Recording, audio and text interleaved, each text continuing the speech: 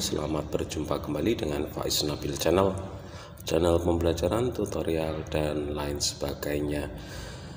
Pada kesempatan kali ini akan kita lanjutkan pembahasan kita terkait dengan statistika matematika SMP kelas 8. Nah, pada hari ini atau pagi hari ini akan kita lanjutkan. Submateri kita tidak lain adalah ukuran pemusatan data yang meliputi min, median, dan modus. Namun sebelum pembelajaran ini kita mulai, mudah-mudahan kita senantiasa dalam keadaan sehat, tak kurang suatu apapun, dan senantiasa dalam lindungan Allah Subhanahu wa Ta'ala. Dan lakukan protokol kesehatan, jaga stamina, jaga kesehatan, dan tingkatkan imun kita.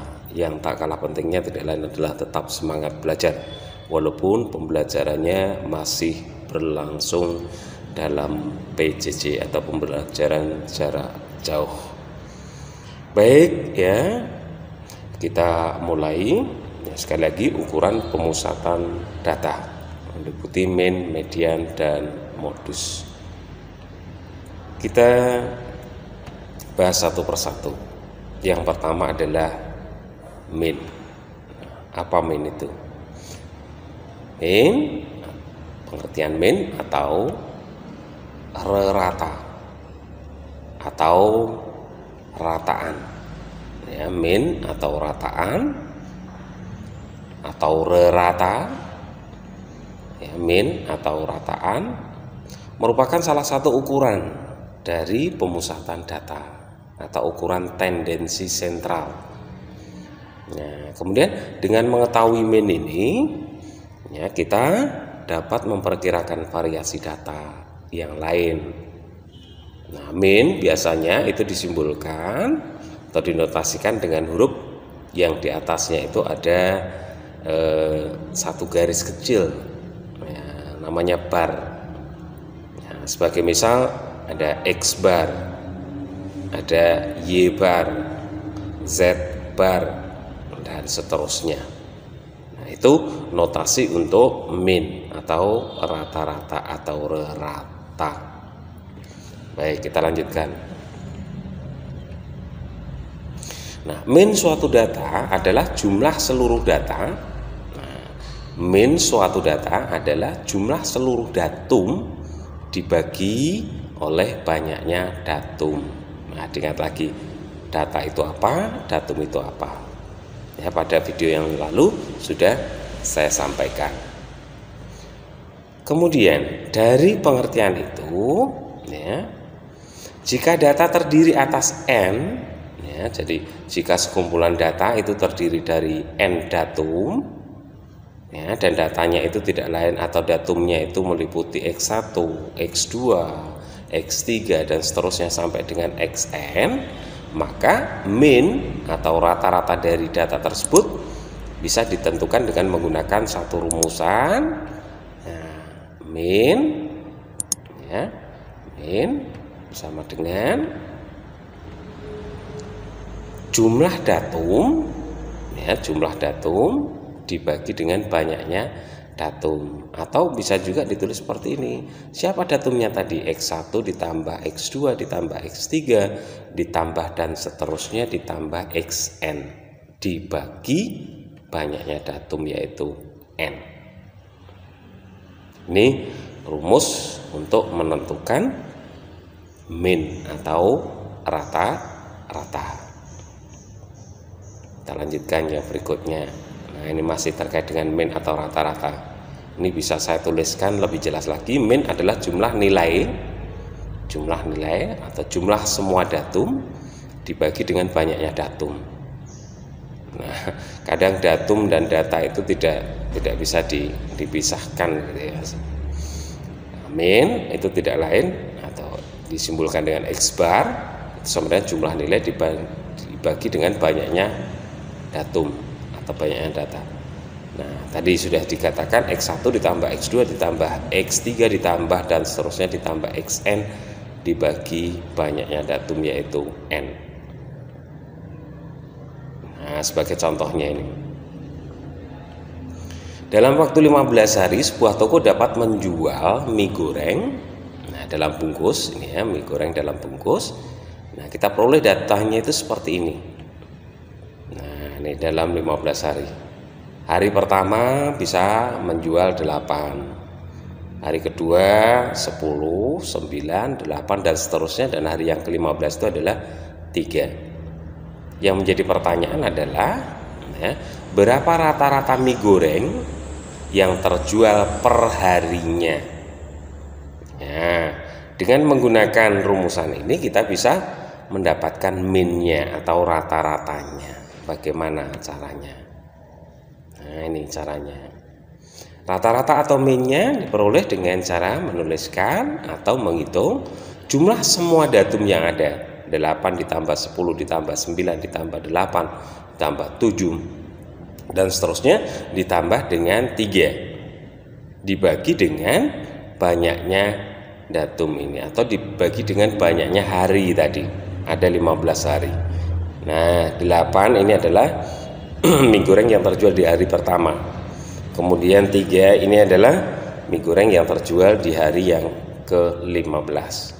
Semuanya atau semua mie goreng yang ada dalam bentuk bungkusan tadi dijumlahkan kemudian dibagi 15. Nah, hasilnya adalah ini. Nah, ternyata semua yang terjual itu banyaknya adalah 100 dibagi 15. Sama artinya dengan 6,67. Nah, ini yang agak ya, yang kadang itu anak-anak menuliskan atau membuat satu kesimpulan itu apa adanya.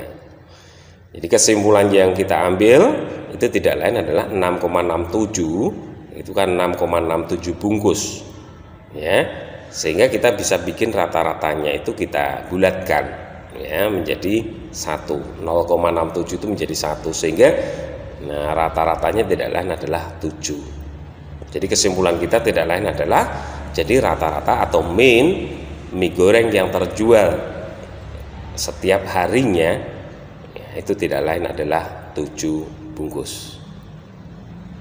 Nah, ini jadi rata-rata mie goreng yang terjual per harinya sebanyak 7 bungkus. Hati-hati kalau membuat kesimpulan, jangan sampai dikatakan jadi rata-rata mie goreng yang terjual setiap harinya itu adalah 6,67 bungkus. Nah, itu keliru. Nah, jadi tetap dibulatkan ke atas. Nah, yang berikutnya. Nah, ini yang berikutnya ada contoh juga. Perhatikan data kasus AIDS. Nah, AIDS itu satu penyakit yang berbahaya di NTB pada tahun 2004 sampai dengan 2008 yang tersaji dalam tabel berikut ini. Nah, tabelnya seperti ini.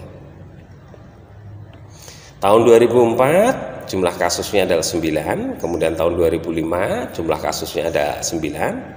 Tahun 2006 jumlah kasusnya ada 15, tahun 2007 jumlah kasusnya ada 21, dan tahun 2008 jumlah kasusnya ada 26. Nah, kemudian data ini diambil dari ini, profil kesehatan Provinsi NTB pada tahun 2008. Yang menjadi pertanyaan adalah ini. Nah, rata-rata banyak kasus AIDS di NTB dalam 5 tahun terakhir, dalam 5 tahun ini ya, dari 2004 sampai dengan 2008 itu ada berapa? Nah, jadi rata-ratanya ada berapa? Nah, bagaimana cara menyelesaikannya? Dengan menggunakan rumusan tadi ya. Nah, rata-ratanya tidak lain adalah ini, semua kasus tadi dijumlahkan kemudian dibagi dengan banyaknya tahun. Dibagi dengan banyaknya tahun, ada 5 tahun tadi ya, ini tahun pertama tadi, tahun kedua, tahun ketiga, tahun keempat, tahun kelima, dibagi selama 5 tahun. Nah, hasilnya adalah ya, nih ada 80, jadi jumlah dari yang di atas ini adalah 80, kemudian dibagi dengan 5 ya, hasilnya tidak lain adalah, nah ini ada 16 kasus Jadi kesimpulan yang kita dapatkan, rata-rata banyak kasus AIDS di NTB dalam 5 tahun tersebut adalah 16 kasus. Ya, caranya sederhana sekali. Jadi semua datum yang ada dijumlahkan kemudian dibagi. Ya, dibagi banyaknya datum. Kita lanjutkan. Nah, contoh lagi. Ini sedikit agak berpikir ekstra, tetapi ini sebenarnya dalam kehidupan sehari-hari sering. Ali telah mengikuti 5 kali ulangan matematika. Ya, dia menghitung nilai rata-rata yang dia peroleh dalam 5 kali ulangan tersebut adalah 7, rata-rata selama 5 kali ulangan. Setelah itu Ali masih mengikuti sekali lagi ulangan matematika. Kemudian dia menghitung ulang nilai rata-ratanya. Nah, sehingga dia mendapatkan nilai rata-rata yang baru atau nilai rata-rata dari 6 kali ulangan adalah 6,5. Berapa nilai ulangan Ali yang terakhir? Nah, nih, jadi 5 kali ulangan tadi sudah tahu rata-ratanya yaitu 7. Nah, kemudian dia ulangan sekali lagi, ulangan yang ke-6 ya. Kemudian dihitung rata-ratanya, ternyata rata-ratanya ketemu 6,5 dari 6 kali ulangan tersebut. Nah, berapa ulangan atau nilai ulangan Ali yang terakhir tadi atau yang ke-6? Nah, ini kita bisa lihat cara menyelesaikannya. Nilai rata-rata dalam 5 kali ulangan adalah 7. Ini berarti jumlah semua nilainya tidak lain tinggal kita kalikan. 7 kalikan 5 sama dengan 35. Kemudian nah, misalkan nilai pada ulangan ke-6 itu adalah N ya, pura-puranya kita tahu adalah N, sehingga jumlah nilai dari 6 kali ulangan tidak lain adalah tadi jumlah mula-mula 35 ditambah dengan N, yaitu 35 ditambah N. Nah, yang berikutnya, nah, rata-rata dari 6 kali ulangan sekarang berapa? 6,5. Tadi sudah ya. Nah, sekarang bagaimana cara menyelesaikannya? Nah, kita masukkan ke dalam rumusannya. Rumus untuk menghitung nilai rata-rata itu tidak lain adalah jumlah semua nilai dibagi dengan berapa kali ulangannya. Nah, tadi jumlah semua nilainya 35 ditambah N. Tinggal dibagi dengan banyaknya ulangannya ada 6. Harus sama dengan berapa? Harus sama dengan 6,5. Karena ini rata-rata baru. Nah, setelah terjadi atau kita dapatkan bentuk seperti ini, langkah yang berikutnya adalah kita kalikan silang. 6 kita kalikan dengan 6,5. Sehingga bentuknya akan berubah menjadi 5 ditambah N sama dengan 39. Dari mana 39 tadi? 6 dikalikan 6,5. Oke, sehingga N-nya kita dapatkan 4. Dari mana 4? 39 dikurangi 35. Nah, jadi kesimpulan yang kita dapatkan tidak lain adalah jadi hasil atau nilai ulangan si Ali yang ke-6 itu tidak lain adalah 4. Nah, jadi kalau kita lihat terjadi penurunan nilai. Kalau tadi 5 kali ulangan rata-ratanya 7, kemudian setelah ulangan yang ke-6 kok menjadi 6,5, berarti mengalami penurunan. Oh, berarti satu nilai itu pasti di bawah rata-rata, dan ternyata hasilnya tidak lain adalah 4. Oke, yang berikutnya ya. Nah, untuk rata-rata sudah. Sekarang yang kedua, sekarang ukuran pemusatan data yang kedua. Kalau tadi mean, sekarang median. Apa median itu? Ya, apa median itu? Median seringkali dikatakan sebagai nilai tengah. Nah, nilai tengah. Nah, jadi median adalah data yang terletak di tengah-tengah sekumpulan data atau sekumpulan datum, dan datanya itu sudah diurutkan dari yang terkecil ke yang terbesar. Jadi saya ulangi sekali lagi, apa median itu? Median adalah nilai tengah dari sekumpulan data yang telah diurutkan dari yang terkecil ke yang terbesar. Jadi hanya mengambil suatu nilai yang persis berada di tengah-tengah. Tetapi yang perlu diingat, data harus diurutkan terlebih dahulu. Nah, kemudian yang berikutnya, nah ada dua nanti. Jika banyaknya data itu ganjil, jika cacah datanya itu ganjil, maka median akan tepat menunjuk sebuah data yang berada di tengah persis, ya. Kalau datanya atau banyaknya datum itu adalah ganjil. Nah, misalkan datanya 3, berarti kalau yang di tengah-tengah berarti data yang kedua. Kalau datanya atau datumnya itu sebanyak 5, berarti yang tengah-tengah itu adalah datum yang ketiga, begitu seterusnya. Kemudian jika banyaknya datum itu adalah genap, maka median adalah rata-rata dari dua data yang berada di tengah. Nah, jadi kalau banyaknya datum itu genap, kita nggak bisa langsung mengambil salah satu datum di tengah-tengah persis, nggak bisa. Nah, sehingga yang ada di tengah-tengah, ada dua datum itu kita jumlahkan, kita bagi 2 atau kita hitung rata-ratanya. Ini terkait dengan median.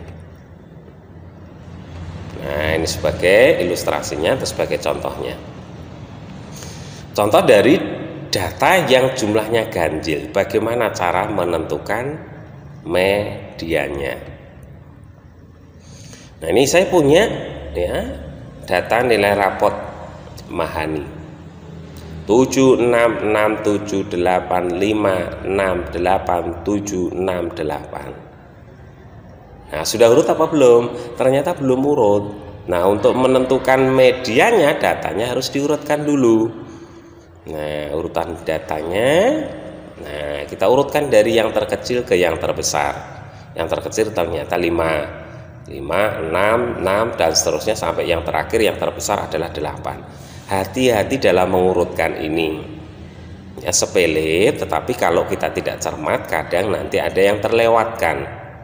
Jadi setelah disusun, diurutkan, kembali kita hitung lagi banyaknya datum tadi ada berapa. Setelah diurutkan, nanti banyaknya datum juga harus sama.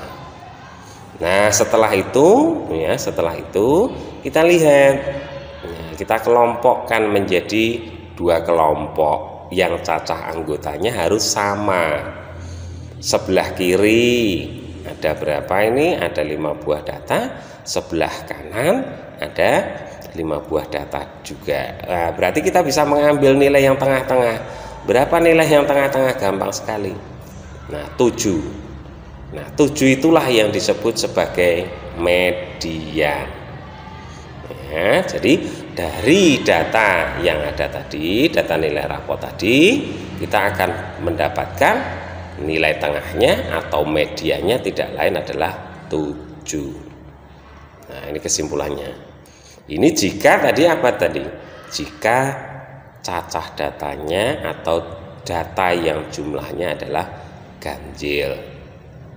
Nah, sekarang bagaimana kalau cacah datanya atau jumlah datanya itu genap?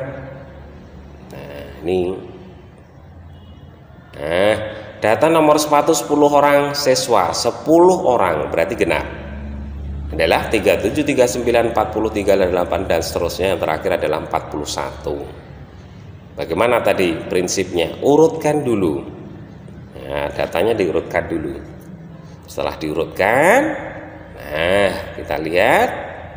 Nah, kita tidak bisa serta-merta mengambil yang tengah-tengah. Nah, 4 datum, ya, 4 datum. Kemudian di sebelah kanan juga 4 datum. Nah, yang ada di tengah-tengah persis itu tidak lain adalah 38 dan 38. 38 dan 38. Nah, ini kita ambil tengah-tengahnya. Sehingga rata-ratanya tadi, bagaimana cara menghitung rata-ratanya? Jumlahkan dibagi 2. Jadi 38 ditambah 38 dibagi 2. Ya, karena di situ nilainya sama, secara otomatis nilainya juga akan tetap sama, yaitu berapa?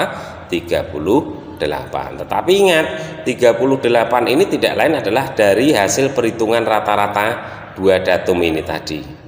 Ya, bukan berarti yang kiri saja ataupun yang kanan saja, gitu ya. Jadi keduanya dijumlahkan dibagi 2. Itu nilai tengah atau median dari jumlah data yang genap. Nah, jadi medianya tidak lain adalah 38. Cukup sederhana. Nah, intinya prinsip-prinsip yang tadi saya sebutkan itu harus benar-benar diingat dan diikuti betul. Nah, ini juga masih ya, ini bisa juga kita buat satu ringkasan atau catatan yang penting. Median adalah data yang terletak di tengah setelah data diurutkan dari yang terkecil ke yang terbesar. Langkah menentukan median dari sekumpulan data ada dua cara. Cara yang pertama, urutkan nilai data dari yang kecil ke yang besar. Setelah itu, ya, menentukan nilai median yaitu dengan mencari nilai data yang terletak persis di tengah-tengah setelah data itu diurutkan. Gitu ya. Nah, ini satu contoh lagi nih. 8 siswa kelas 9B dari satu kelas akan diteliti nilai seni rupa untuk keperluan sekolah. Nilai seni rupa dari 8 siswa tersebut sebagai berikut: 78, 60, 66, 94, 82, 80, 70, 76. Bagaimana cara menentukan nilai tengah atau medianya? Dengan menggunakan cara yang pertama, perhatikan, urutkan nilai dari yang terkecil ke yang terbesar. Urutan pertama, kedua, ketiga sampai dengan yang ke-8 itu berapa? 60, 66, 70, 76, 78, 80, 82, 94. Setelah urut ya, setelah urut apa yang kita lakukan? Nah, perhatikan setelah urut. Nah, ini. Nah, ini kita lakukan. Nah, ini kita bisa coret kiri. Nah, coret kanan, coret kiri, coret kanan, coret kiri, coret kanan. Sehingga ada dua yang tidak tercoret ini, yaitu 76 dan 78. Nah, di antara 76 dan 78 itulah yang namanya nilai mediannya. Nah, cara yang kedua menentukan median, urutkan nilai data dari yang kecil yang ke besar. Nah, sekali lagi, urutkan nilai dari yang terkecil ke yang terbesar. Ini mutlak untuk menentukan median. Nah, kemudian menentukan letak median. Nah, menentukan letak median. Nah, rumusnya adalah N ditambah 1 dibagi 2, di mana N adalah banyaknya datum atau banyaknya data. Baru tentukan nilai mediannya dengan cara memilih, karena letaknya sudah kita dapatkan. Perhatikan. Nah, urutannya tadi, urutan pertama, kedua, ketiga, keempat, kelima, keenam, ketujuh, ke-8. Nah, N-nya berarti berapa? 8. N-nya berarti 8. Kalau N-nya 8 berarti, nah, ini caranya. 8 ditambah 1. 8 ditambah 1, 8 tambah 1, 9, 9 dibagi 2, hasilnya adalah 4,5. Nah, tetapi dalam kehidupan sehari-hari nggak ada yang namanya urutan ke 4,5 itu nggak ada. Artinya apa? Urutan setelah yang keempat tetapi sebelum yang ke-5, persis di antara ya, di antara yang keempat dan yang ke-5. Nah, tentukan nilai median. Setelah kita lihat, ya, kita lihat tadi data di antara yang keempat dan yang ke-5 atau urutan yang ke-4,5. Di sini letaknya. Oh, berarti nilainya tidak lain adalah berapa? 76 ditambah 78 atau di antara 76 dan 78. Sehingga kita bisa mengatakan bahwa, nah ini. Nah, jadi medianya tidak lain adalah 76 ditambah 78 dibagi 2 sama dengan 77.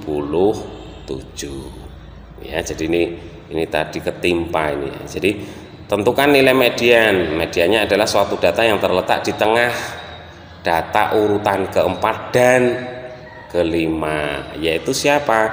76 ditambah 78 dibagi 2 sama dengan 77. Cukup mudah. Prinsipnya data harus diurutkan. Nah, yang berikutnya. Nah, ini yang terakhir nih. Terakhir untuk pertemuan saat ini, atau untuk ukuran tendensi sentral atau ukuran pemusatan data. Ini cukup mudah. Modus atau nilai tengah. Apa sih modus itu? Modus adalah data yang mempunyai frekuensi paling tinggi. Ya, frekuensi paling tinggi. Ya, cacah anggotanya paling tinggi. Sebagai contoh ini, berikut ini adalah nilai matematika 10 siswa yang diambil dari suatu kelas. Ada 78, 56, 66, 70 dan seterusnya, yang terakhir adalah 70. Nah, berapa modusnya? Modusnya adalah 70. Ya, modusnya adalah 70. Kenapa modusnya 70? Karena dari sekumpulan data ini ternyata nilai 70 itu adalah yang terbanyak yang diperoleh siswa. Ada berapa? 3 orang atau 3 siswa mendapatkan nilai 70. Sehingga kita bisa mengatakan bahwa kemunculan dari 70 itu sebanyak 3 kali, atau frekuensi dari 70 itu adalah 3. Sehingga dari sini kita bisa mengatakan berarti modusnya adalah 70. Nah, apakah modus itu harus selalu 1? Tidak. Ya. Jadi modus itu bisa ya ada 2. Jadi dari sekumpulan ini ternyata yang dapat 70 itu 3, mungkin yang dapat 80 juga 3 misalkan saja. Nah, berarti modusnya siapa? Apakah 70 atau 80? Jawabannya adalah 70 dan 80. Kasus seperti itu dikatakan sebagai ya suatu data yang memiliki 2 modus. Sering disebut sebagai bimodus. Kalau ada yang sama, cacah anggotanya terbanyak itu yang sama, itu lebih dari 2, namanya adalah multimodus. Ini terkait dengan modus, gampang sekali. Nah, bisa juga dikatakan modus adalah data yang paling sering muncul. Nah, sebagai contohnya adalah data nilai ulangan Munir adalah sebagai berikut: 7, 7, 6 dan seterusnya. Data yang paling banyak muncul adalah 7. Ada berapa frekuensinya? 1, 2, 3, 4, 5. Nah, ini berarti modusnya adalah 7. Nah, ini saya rasa ya pertemuan kita membahas tentang ukuran tendensi sentral atau ukuran pemusatan data berupa min, median, modus. Saya rasa sampai di sini dulu. Ya, sampai di sini dulu. Nah, untuk pertemuan berikutnya nanti kita lanjutkan terkait dengan ukuran penyebaran data. Sebelum saya akhiri, untuk berkembangnya channel Faiz Nabil ini, channel pembelajaran matematika ini, ya mohon dukungannya, ya, like, komen, kemudian share, dan jangan lupa subscribe. Ya, dan tekan tombol loncengnya. Mudah-mudahan channel ini bisa berkembang dan bisa bermanfaat bagi kita semua, khususnya di dunia pendidikan. Saya akhiri sampai di sini. Kurang lebihnya mohon maaf. Billahi taufiq wal hidayah. Assalamualaikum warahmatullahi wabarakatuh.